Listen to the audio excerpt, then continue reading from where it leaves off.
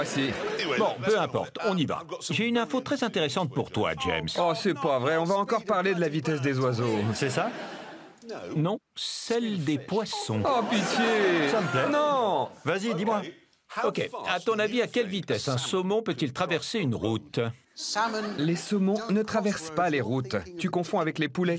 Tu dis ça, mais regarde cette vidéo que j'ai trouvée sur Internet. C'est des saumons? Tu as vu? C'est des poissons! Ce sont vraiment des saumons. Effectivement. C'est incroyable. Oui, regardez-les, ils sont des dizaines à traverser la route. Qu'est-ce qu'ils font? C'est une bonne question. Comme vous le savez, les saumons retournent à l'endroit où ils sont nés pour pondre. Mais si c'était moi, je m'embêterais pas à traverser. Je pondrais mes œufs sur place. Quand mes enfants sont nés, je ne suis pas retourné à Doncaster. Je suis allé à l'hôpital le plus proche. Et les saumons sont très déterminés, il faut le reconnaître. De manière générale, je trouve les poissons plutôt cool. D'ailleurs, c'est curieux que les constructeurs n'aient jamais donné de nom de poisson à leur voiture. Bon sujet de débat. Il y a des voitures avec des noms De félins, ça existe. Des félins, oui. D'oiseaux, ça existe. D'oiseaux. De dieux grecs. de phénomènes météo. Mais les poissons, pourquoi il n'y a jamais eu de Ferrari saumon? Déterminé, agile, à l'aise dans les virages, Lamborghini thon. Oui, j'allais dire que le thon est un poisson très rapide. Il peut nager à plus de 60 à l'heure. Plus vite que certains hors-bord. Ou que les jet skis qu'on loue en vacances. Ouais, quelle idée brillante. Vivement qu'il sorte de la Ford ad hoc. Qui se souvient d'une voiture avec un nom de poisson? Stingray. Barracuda. La Stingray, c'est un nom de raie.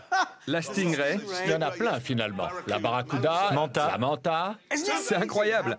En fait, toutes les voitures ont des noms de poissons. Oui, on va couper tout ça au montage. Le public s'y connaît bien mieux que nous. On est censé savoir de quoi on parle. J'avais complètement oublié la Plymouth Barracuda. Oui, effectivement.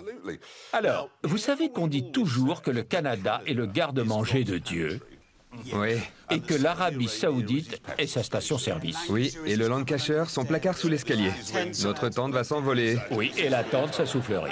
La France est son bar. La France est son bar. L'Argentine est sa fosse septique. Ouais, La Bolivie est son... ouais. Ouais. C'est dit. Tu vas avoir des ennuis. Oui. Voilà où je veux en venir. Comme on l'a toujours dit, l'Italie est son circuit, ok? C'est bien connu. On l'a vu plus tôt avec l'intégrale et la Stratos.